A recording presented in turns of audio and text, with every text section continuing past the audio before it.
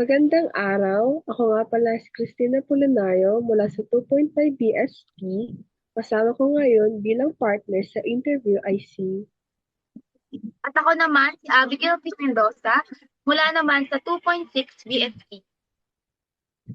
narito ngayon kasama namin ang isang kaibigan namin na isang leader upang magbahagi ng kanilang mga polisiya ukol sa gender awareness, equality at pagprotekta sa kababaihan.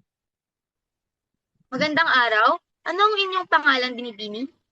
Magandang araw din sa inyo. Ako si Rochelle Enriquez. Ilang taon na po kayo? Ako ay 20 years old. At ano naman po ang inyong katungkulan sa inyong komunidad? Ang aking tungkulin sa aming komunidad ay isang SK Kagawad ng Barangay Vergara. Saan lungsod po kayo namumuno? Sa lungsod ako ng Mandaluyong City namumuno. At bilang unang katanungan ko po, marami po ba kayong mga kakilala na parte ng LGBTQIA+, sa inyong pamilya, kaibigan, o lalong-lalo na po sa inyong komunidad? Oo, marami akong kilala na bahagi ng LGBTQIA+ community. Nabanggit po kanina na isa kayong leader sa inyong komunidad. Kaya naman, bilang isang leader sa inyong komunidad, gaano ba kahalaga na mayroon kang kaalaman at mayroon kang pakialam ukol sa usaping gender equality?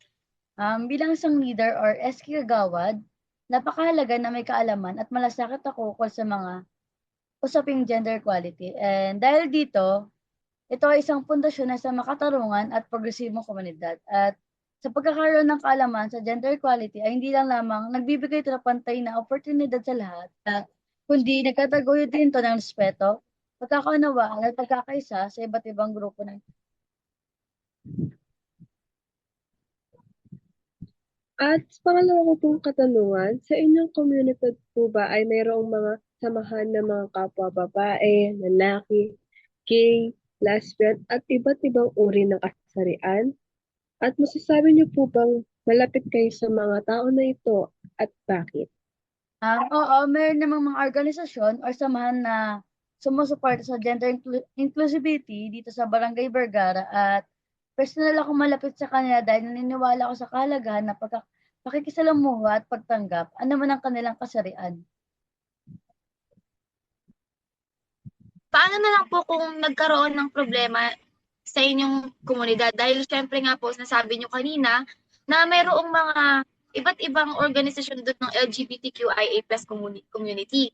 Paano na lang kung mayroong ng insulto sa mga isa sa miyembro ng LGBTQIA+ community? Paano kayo umaaksyon sa mga gantong problema? Una, kinakausap ko yung parehong panig upang maunawaan ang sitwasyon. At pinapakinggan ko ang hinaing ng mga LGBTQIA+ community sa amin at pagkatapos naglalagay ako ng mediation para maresolba ang issue ng maayos. At nagpapakalat din kami ng mga impormasyon tungkol sa kahalagahan ng respeto sa bawat isa upang maiwasan ang diskriminasyon. Bilang panghuling aking katanungan po, paano niyo po isinusulong ang gender equality? Isinusulong ko ang gender equality sa pamamagitan ng pagbibigay ng pantay na oportunidad, pakikilahok sa mga talakayan o aktibidad na nagtutulak ng gender awareness. At bukod dito, sinusuportahan ko rin ang mga patakaran o proyekto na may layuning alisin ang diskriminasyon. Napaka-aktibo rin pong leaders sa inyong komunidad. Kaya naman, kaugnay na rin sa gender equality, paano nyo pinoprotektahan ng kababaihan sa inyong organisasyon?